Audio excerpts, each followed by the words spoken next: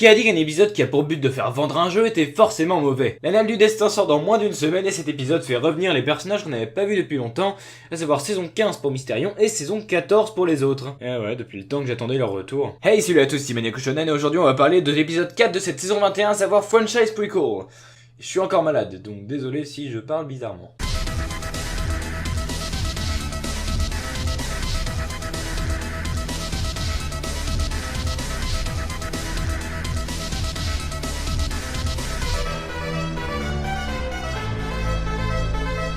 Alors au cas où vous ne sauriez pas, je sais pas comment c'est possible, mais un nouveau jeu vidéo South Park est sur le point de sortir. Et comme pour le précédent, il fallait bien un épisode pour le rappeler. Le bâton de la vérité avait sa trilogie Black Friday et l'Annale du Destin a son Franchise Prequel. Sauf que là où cette trilogie n'avait que peu de rapport avec le jeu final, si ce n'est certains designs de personnages et la scène finale de Téton et Dragon, ici on est directement au cœur du jeu et cet épisode va nous permettre de déduire pas mal de choses comme on le verra après. Je sais pas s'il sera indispensable de voir l'épisode pour comprendre le début du jeu, je pense pas, mais en attendant faisons un rapide détour sur l'histoire.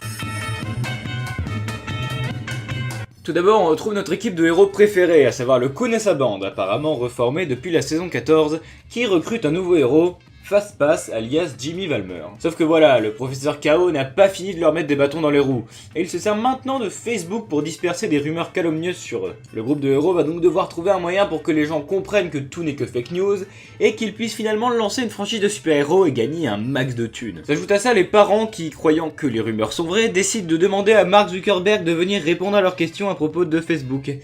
Ce qui n'était vraiment pas une bonne idée vu le personnage. Alors qu'est-ce que j'ai pensé de cet épisode ? Bon bah je l'ai dit plus tôt, il est vraiment bien. Genre vraiment. J'irais même jusqu'à dire que c'est mon préféré de la saison jusque là. Même si j'ai pas mal hésité avec Put It Down. Je m'explique. J'ai adoré Put It Down et le point que j'ai le plus retenu de l'épisode c'est les chansons que j'ai en tête en permanence. Mais j'ai aussi un passé assez important avec le Kun. Alors, il se trouve qu'à une certaine époque, je n'étais pas spécialement fan de South Park. Oui, cette époque existait. Je regardais les épisodes quand je tombais dessus et je trouvais ça marrant. Mais sans plus. Mais un jour, ça devait être en 2011 ou 2012 je crois, je suis tombé sur la saison 14, donc la dernière à avoir été adaptée en VF à ce moment-là. Et c'est en regardant la trilogie du Kun que je me suis vraiment intéressé à la série jusqu'à devenir le fan hardcore que je suis aujourd'hui. Donc si j'ai autant kiffé cet épisode et que c'est mon préféré, c'est en partie grâce à la nostalgie que j'ai ressentie en le matant. Faut me comprendre, c'est un peu cette trilogie qui m'a vraiment fait commencer sérieusement South Park. Et oui, c'est une des raisons pour lesquelles j'attends l'Annale du Destin avec impatience aussi. Bon alors tout d'abord on a eu la présentation de Fastpass qui n'était jusque-là jamais apparu dans la série. Sa scène d'intro fait une grosse référence à la série Flash et l'animation est vachement cool.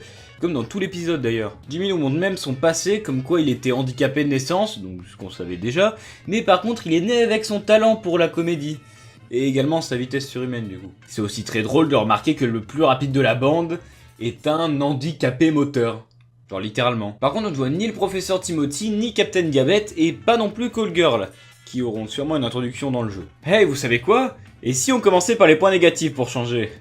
Vous allez voir, ça va pas être trop long. Alors déjà, la scène de fin. Elle est très sympa, tout ça, mais elle n'a rien de nouveau. Vous l'avez probablement remarqué, mais cette scène est quasiment identique à un trailer de l'Annale du Destin qui est quand même sorti à l'E3 2016. Donc ça date un peu. La scène conclut bien l'épisode par rapport au jeu, mais bon, par exemple la chute de l'épisode, c'était déjà la même chute que dans le trailer.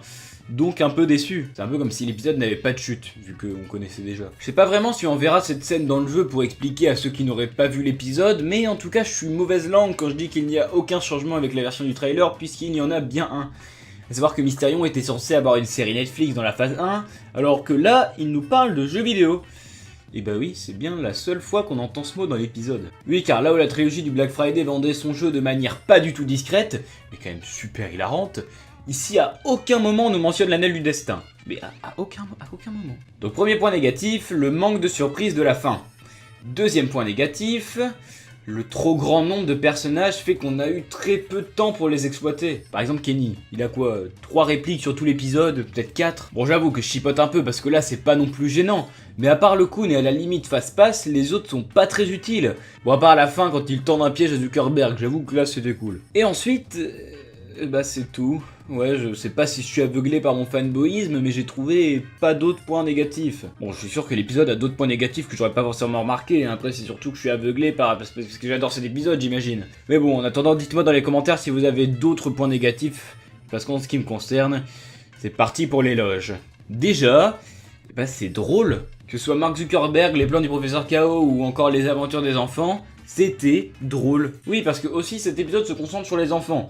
Et ça, c'est quelque chose que tout le monde aime. Retrouver les alter-héros super-héroïques de tout le monde était bien sympa. Et j'ai surkiffé la façon dont Cartman fait passer Zuckerberg pour le méchant à la fin, en disant que Token se bat pour la cause des Noirs ou que Jimmy se bat pour celle des handicapés. Ils ont vraiment envie de gagner plein de fric avec leur franchise, ce qui provoque finalement pas mal de tensions entre les membres. Par contre, Netflix paraît tout de suite plus simple avec cet épisode. Il suffit apparemment d'appeler et de proposer son speech pour que l'affaire soit réglée. Enfin, sauf si ça parle du Kun. C'est lui qui est connu d'après Facebook pour pisser dans la bouche des gens et violer des antilopes. Tiens, je vais peut-être appeler Netflix pour proposer mon projet de Maniaco le film. Ça pourrait être pas mal. C'était vraiment cool de tous les revoir, d'autant plus qu'ils n'étaient pas les seuls à faire leur comeback.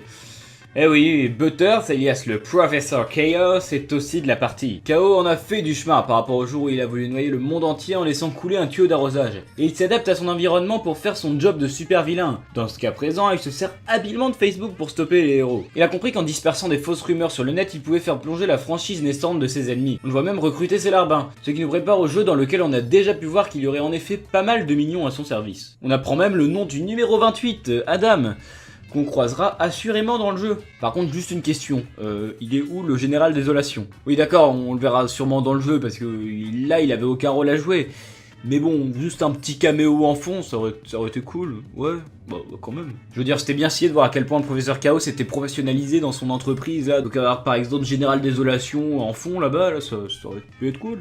Bon, moi j'aurais bien aimé. Mais c'était pas facile de se concentrer sur les enfants qui ne parlent pas de politique. La politique est doucement glissée dans les scènes sans être non plus invasive.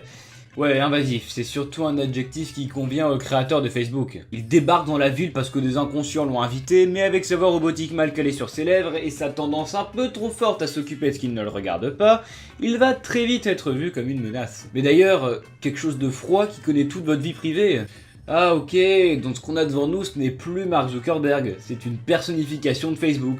Genre littéralement. Il s'incruste quand même dans ton canapé, dans ta voiture et même dans ton lit, putain. Cet épisode critique bien les différentes polémiques qu'il y a eu concernant Facebook et les mauvaises informations qui y sont affichées. On peut même voir des références au lancement foireux de l'appli Facebook Space, avec ce Zuckerberg robotique qui fait du kung fu et qui veut nous faire croire qu'il est tout puissant et imbloquable comme il dit. Cet épisode nous met surtout en évidence le danger réel que représente Facebook. Les adultes sont même montrés comme n'arrivant pas à discerner le vrai du faux, vu qu'ils croient les rumeurs sur les enfants et qu'ils vont également croire ce qui a été montré sur le Facebook Live de fin. Ils ont invité le créateur de Facebook chez eux, mais maintenant qu'ils veulent s'en débarrasser, ils demandent à la police de lui tirer dessus. Mais comme le dit Yates, c'est vous qui avez voulu de Mark Zuckerberg, vous auriez dû y réfléchir avant de le laisser entrer dans votre vie. Sinon c'était bien sympa de revoir Heidi, ça nous replace bien dans la continuité des épisodes précédents et comme ça on continue de nous montrer sa relation qui se dégrade de plus en plus avec Eric. Pour moi le mieux pour la fin de cette saison serait que Heidi décide de rompre avec Cartman, mais ça on aura le temps d'en reparler plus tard. Ah oui, j'allais oublier. Comme d'hab, ça se finit mal pour Butters. Il finit même par se faire punir par son père et Vladimir Poutine aussi. Oui, quand Monsieur Stotch apprend que son fils est derrière tout ça, il l'emmène jusqu'au Kremlin pour lui faire la morale, ainsi qu'à Poutine qu'on n'avait pas vu depuis une saison et qui n'a pas changé entre temps d'ailleurs. Il l'engueule bien fort en lui disant que c'est à cause de lui et de toutes les fake news que les Russes envoient que les enfants prennent exemple. C'est un vilain Monsieur Poutine. Bon maintenant pour terminer on va voir ce que cet épisode peut nous apprendre sur le jeu. Je pense que les grandes lignes étaient écrites depuis longtemps parce que ça semblait évident qu'il y aurait un épisode d'introduction pour la Dalle du Destin. Ne serait-ce que pour nous montrer qu'entre LeCun et Butters c'est toujours autant le chaos. Cet épisode peut expliquer pourquoi les enfants passent de Facebook à Instagram dans le jeu. Là, ils auront sûrement moins de fake news. Mais le plus important, et ce qui me rend confus plus qu'autre chose, c'est qu'on a bel et bien confirmation que le jeu se passe pendant la saison 21. Et oui, parce que LeCun dans le jeu sera en couple avec Heidi, vu qu'on le voit dans cet épisode. Pourtant, le développement du jeu avait commencé bien avant la saison 20. Ils ont donc dû faire des rajouts supplémentaires comme avec le couple Cartman-Heidi ou les Mumberberries, qu'on pourra croiser de temps en temps dans le jeu. Mais le problème avec ça, c'est que le jeu a été vendu comme se passant juste après le premier jeu. Alors que celui-là se déroulait pendant la saison 17. Depuis ce temps-là, la ville a bien changé, ne serait-ce qu'avec le Sodo Sopa et la présence de PC Principal. Alors peut-être qu'il y aura une ellipse dans le jeu, mais à mon avis, on a surtout affaire à une bonne grosse incohérence. Verdict. La saison continue dans sa lancée avec encore un très bon épisode. Le Cartman qu'on a ici est clairement celui qu'on a toujours connu et ça fait plaisir de revoir la team de super-héros pour une nouvelle aventure. Ils ont réussi à laver leur honneur auprès des habitants face à un Zuckerberg bien plus perché qu'on aurait pu l'imaginer, en se servant du pouvoir de Facebook contre son propre créateur. Et si je devais terminer cette review en une phrase, je citerais Butterstotch qui disait « Suicide Squad, ça pue la merde ». Voilà, c'est maintenant que se termine cette vidéo, j'espère qu'elle vous a plu. Dites-moi dans les commentaires ce que vous avez pensé de l'épisode et même de la review. Et partageons ensemble notre hype parce que bordel, on a seulement quelques jours de l'annale du destin. N'oubliez pas que j'ai un Discord, donc rejoignez-le, comme ça on pourra discuter. Et également merci à South Park TV pour la VOSTFR de l'épisode. Les liens du Discord et de l'épisode sont dans la description. J'espère que ça s'est pas remarqué que j'avais une voix un peu bizarre parce que j'ai mal à la gorge du coup, mais on va dire que non, on va partir du principe que tout allait bien, que vous n'avez rien marqué, et que tout va bien dans le meilleur des mondes. Sur ce, je vous dis à mardi pour le premier épisode du Let's Play sur l'Annale du Destin, si tout se passe bien.